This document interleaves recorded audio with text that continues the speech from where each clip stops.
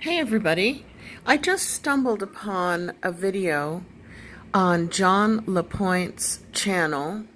I hope I'm saying his name right. And it's called The Pimer Fields. And there's at least 3 videos. I've just finished watching The Pimer Fields 1 today. Somebody uploaded it without saying who the person was speaking, and then it was really cutting edge science that does away with the need of a theoretical black hole or theoretical dark matter or theoretical dark space. So it's basically plasma science, the electromagnetic universe, which applies to the tiniest particles in atoms and to the largest bodies in space, be they stars, planets, or even galaxies. I know a lot of people in the truther community are starting not to believe in space, but I'm on the fence with that one, and I'm certainly willing to look at the electromagnetic energetic functioning of everything in this reality matrix, from the smallest particle to the largest. It also applies to the human body, and I believe it applies to the human mind and the human heart. If you watch the video in the link, the whole video, and think about consciousness and how we repel and attract people and events in our life, this video is going to have a much deeper meaning for you. Here's just a little snippet, a little sample from it. Please go to the link in the video description, and if you don't have time to watch the whole video, at least give him a thumbs up, maybe subscribe, because I think he's basically rehashing what Tesla started to teach us about in the early 1900s, late 1800s, that our government put under wraps only to be experimented on and further developed by the defense industry. Because frankly, the defense industry considers every human being who is not in the defense industry a potential threat. Therefore, they keep all information that could ever be used against them from everybody at all times. So, on a positive note, I don't think we can just do away with the defense industry. I think we need to uplift humanity's consciousness so that humanity doesn't feel like it needs a Defense Department anymore. And that will eliminate the Defense Department when people no longer feel they need it, when they feel safe. One step towards feeling safe is feeling in control and not feeling out of control, which is why our individual power, the power of our consciousness and the power of our feelings are so important to acknowledge, develop, share, and inform in others as well, how powerful they are too. Okay, much love everybody. Here's a little snippet of an awesome video on the electromagnetic universe, or plasma, which seems to be the most logical explanation of the reality matrix we find ourselves in. At least for now.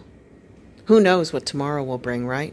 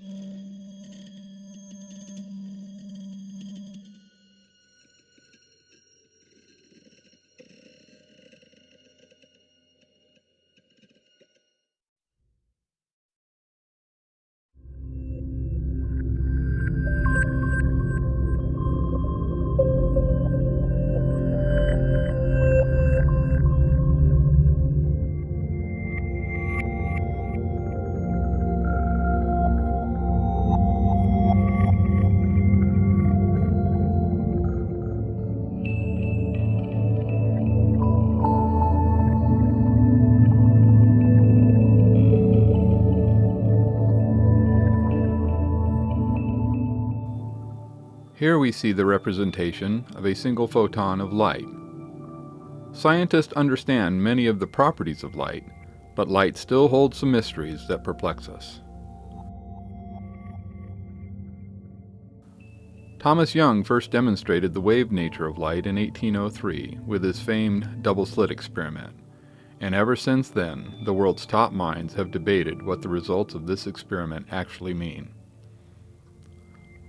Although Young's double-slit experiment is repeated many times every day, we are always left with the same perplexing question that goes to the core of quantum mechanics and even our very understanding of matter.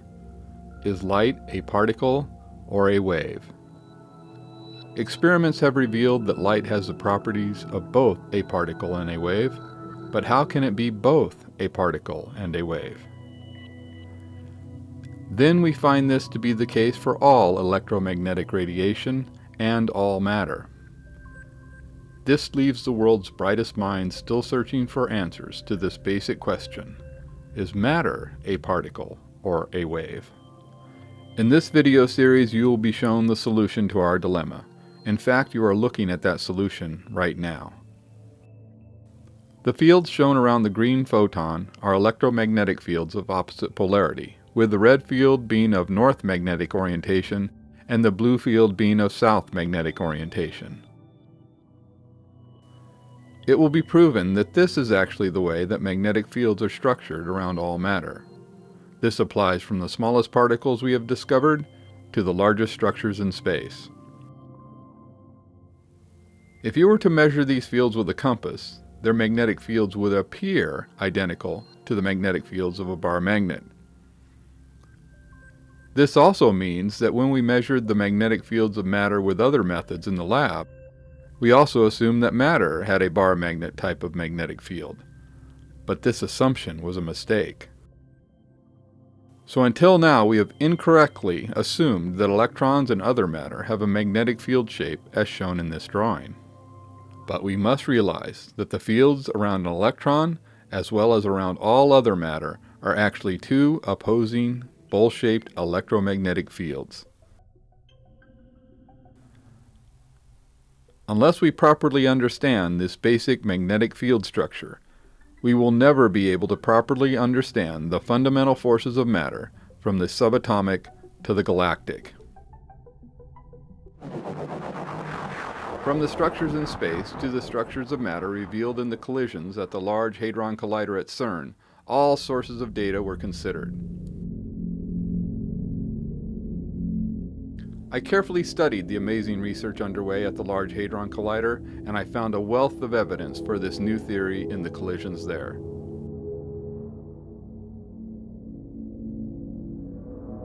This evidence will be discussed at length in Pimer Fields Part 4. In reviewing a video from CERN, I noticed something quite bizarre, and it wasn't in the data from the collisions.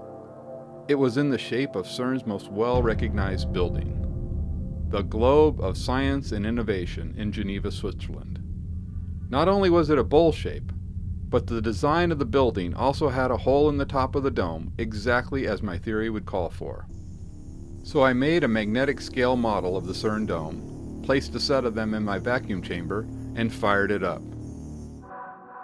Then once it was realized that the key pattern required for this theory was found in the dome at CERN, it was also discovered that CERN was not the only place with the required pattern. The pattern has been there for centuries at the Pantheon in Rome, which has been referred to as the Vault of the Heavens.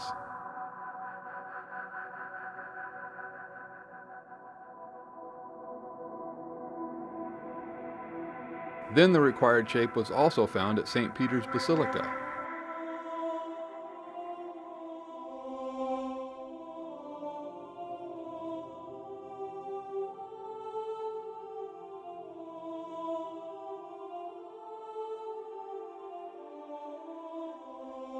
Then one of my favorites was found at St. Paul's Cathedral in Medina, Malta.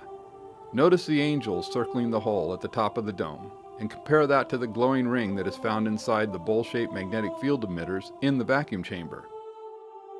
Why are these angels on fire exactly where they should be? Much more on this dome and the others later in this series of videos. The design and construction of these field emitters are covered by patents that have been filed in both the United States of America and internationally. No rights to the use of the technology covered by these patents is granted or implied, as clearly stated in the statement at the beginning of this video. Notice how these ordinary non-magnetized steel balls are held in place at the center or nucleus of these field emitters. Then we will take a look at the data from the Sun. You will be shown how the results from the vacuum chamber experiments match the data and features of the Sun. This includes super rotation about the equator and the patterns of the surface flows on the Sun. We will also see the amazing confirmation of this new theory in the data from probes such as the Ulysses mission, which mapped many of the characteristics of the Sun. You will even be given an entirely new theory as to the true cause of the solar cycle and an explanation of the so-called coronal heating problem. This will all be covered in detail in part 5 of this video series. After completing hundreds of these vacuum chamber experiments, I am positive that the answers to both the energy crisis and global warming are now within our reach. Utilizing this new knowledge of the true forces that hold all matter together, a radically new type of energy reactor is in the works. These energy reactors will be very small, safe, and relatively inexpensive.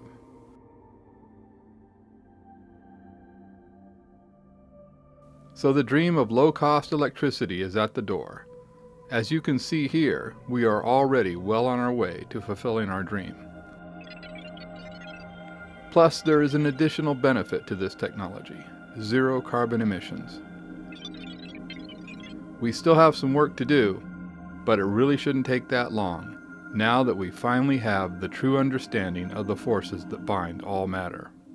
Then we will take a look at how these bowl-shaped magnetic field emitters cause both magnetized and non-magnetized balls to form the amazing arrays shown here. The only thing holding these balls in position are the magnetic fields emanating from these two bowls. Could this truly be the way that atomic and molecular structures are properly explained? I believe so. Let's take a look at the forces at work in the nucleus area of these bowl-shaped magnetic fields.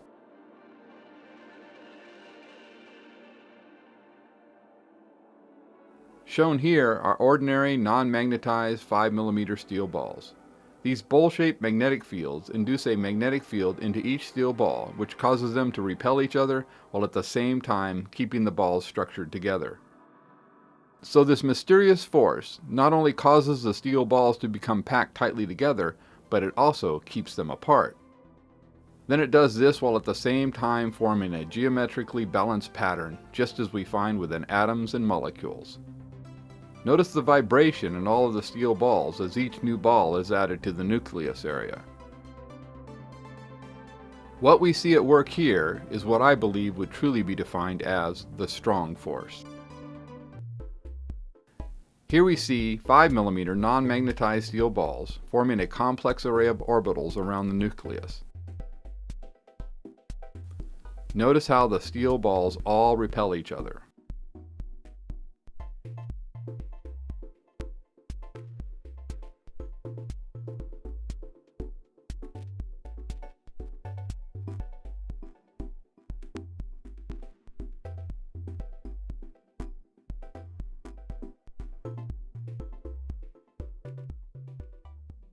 The red and blue bowls are identical in construction and magnetic strength. The only difference is the magnetic polarity of the bowls. The red bowls are north magnetic polarity and the blue bowls are south magnetic polarity.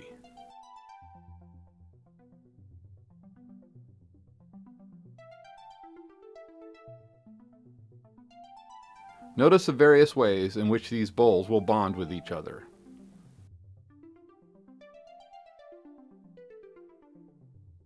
Here we see how the large and small bowls interact with each other magnetically.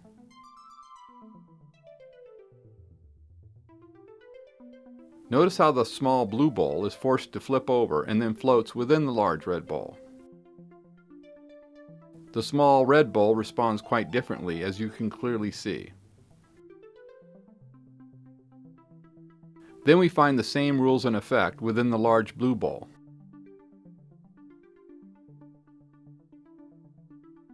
Now you see how the orbital distance of the small bowl set is determined by the spacing between the large red and blue bowls.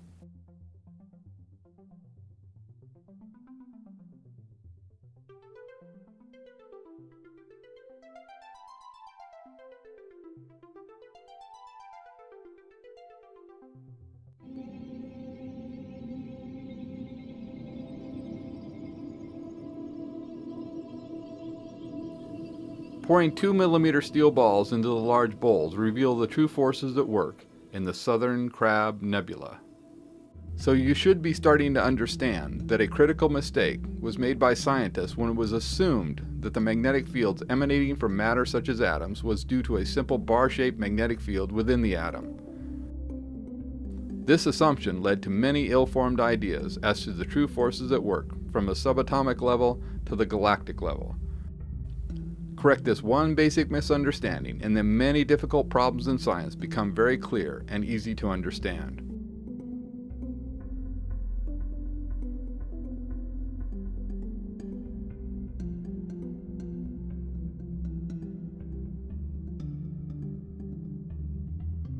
The chemical structure of an atom, a star, or even a galaxy are shown in magenta. But we need to remember that even though the magnetic field lines measured around matter are of this shape, it is not due to a bar-shaped magnet along the axis of the matter being measured. There are in reality dual bowl-shaped magnetic fields around the nucleus that cause this measured shape of magnetic field lines.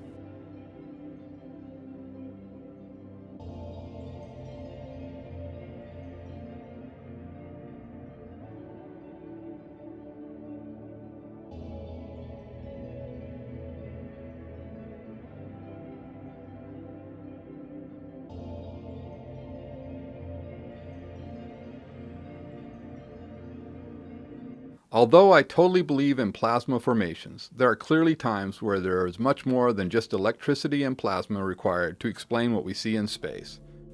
This is the case in radio galaxy Hercules A. There is clearly actual matter being ejected along the axis of this galaxy from the evidence we see here. I have undertaken hundreds of plasma experiments, and I am convinced that external electricity alone cannot explain the formation we find in Hercules A. So let's take a look at how matter can be ejected by these bowl-shaped magnetic fields. So now I'm going to show you magnetic ejection utilizing the CERN ball. So this one will shoot these magnets, ordinary magnets, about 25 to 30 feet across the room if I have a large room. I don't have that big a room we're working in right now.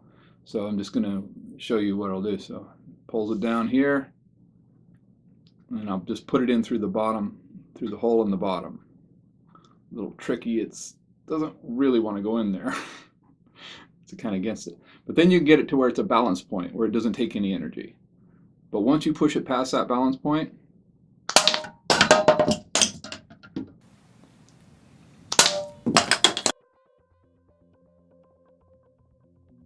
knowing that all matter has a magnetic component to it, you can now see how these incredibly strong bowl-shaped magnetic fields in space could accelerate matter to nearly the speed of light without requiring external electricity, black holes, dark matter, or even dark energy.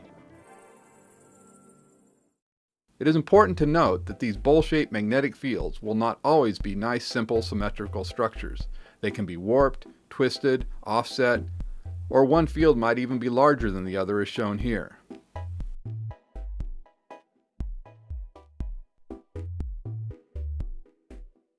But once you understand the basics of this new theory of matter formation due to bowl-shaped magnetic fields, you will be able to easily explain most all of the structures we find in space.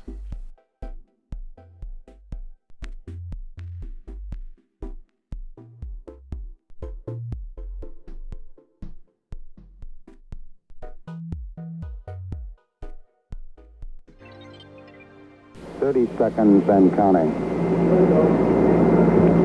Astronauts report it feels good. T-minus 25 seconds. 20 seconds and counting. T-minus 15 seconds. Guidance is internal. 12, 11, 10, 9. Ignition sequence starts. 6, 5, 4, 3, 2, 1, 0. All engine running. Liftoff. We have a liftoff. 32 minutes past the hour.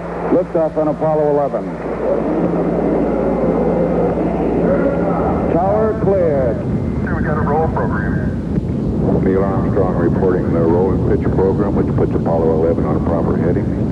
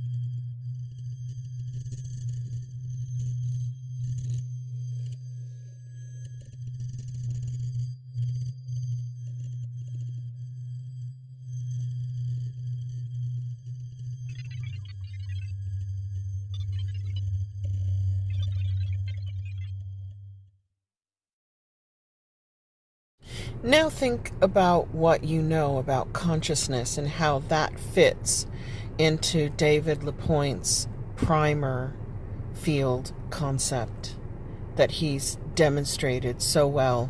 And that's just a snippet from the first documentary, and he's produced several on this. And again, all the links are in my video description, so you can easily get to them and watch them all and give them a thumbs up and donate if you can. So the brain is operating primarily electrically through the synapse and the synapses function, and the heart is operating primarily magnetically through its pumping action. So imagine that toroidal field and the double torus creating the one toroidal field, as was demonstrated in the video excerpt, being around your body and being fueled by your consciousness through your mind and through your heart. And then think about that power that he demonstrated of attracting and repelling, and doing that with your thoughts and with your feelings, and how powerful each individual truly is in this matrix. And collectively, you can just magnify that incredible, miraculous power into infinity when people join together with the same thoughts and the same feelings, the same desires, the same intentions, and the same purpose. So we can actually transform this planet, this tiny little place we call Earth, and we can do it individually and we can do it together. Much love, everybody. Bye for now.